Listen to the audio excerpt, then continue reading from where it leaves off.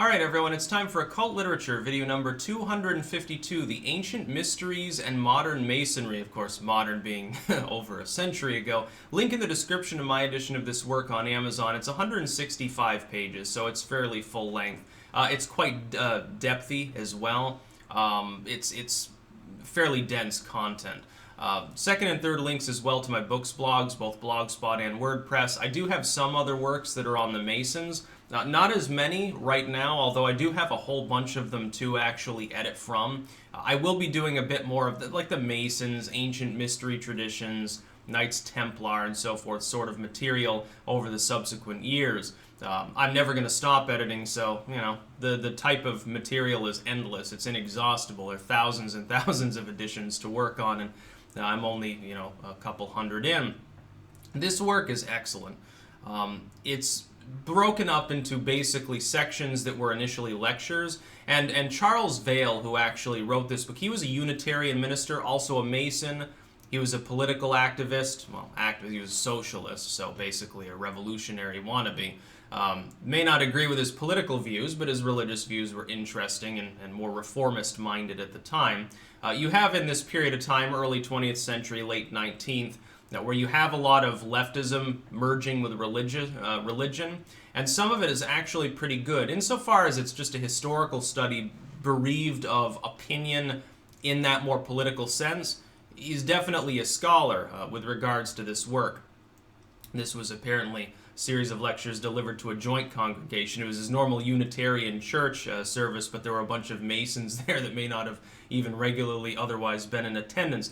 But it dwells on the symbols of Masonry, the symbols like, you know, you think of the square and so forth of Masonry, the all-seeing eye, the winding staircase, and what these things mean.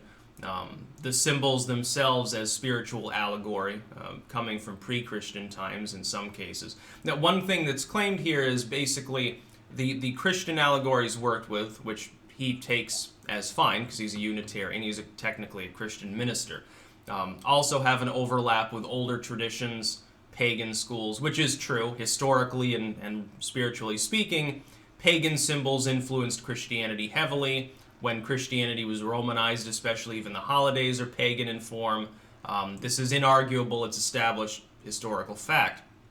That, by the way, doesn't denigrate Christianity as a system. Pagans borrowed from each other too. They never had a problem with it. And this is something that more pagans need to admit as well.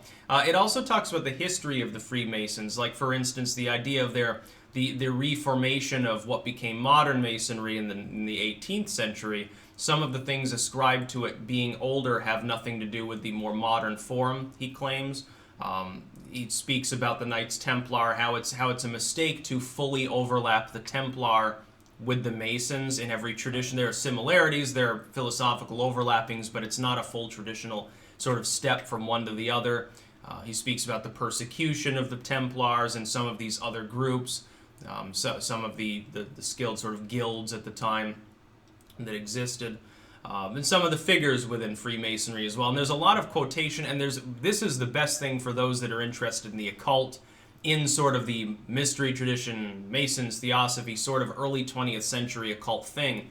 It has a lot of secondary content. That is, that it alludes to a lot of other works that you can consult then for further reading. And I've always liked works that do this, like the one I'm editing right now on the supernatural and romantic fiction is excellent. It has hundreds and hundreds of asides about other texts that you can study from fiction and non-fictional sources, and this is extremely valuable to those of us who like to read, who are bibliophiles, number one, number two, who are interested in academic research into the topic of magic or the occult or whatever you'd like to call it. So this is a highly recommended work if you're interested in the Masons especially. This is one of the main go-to works. It's one of the better that I've read.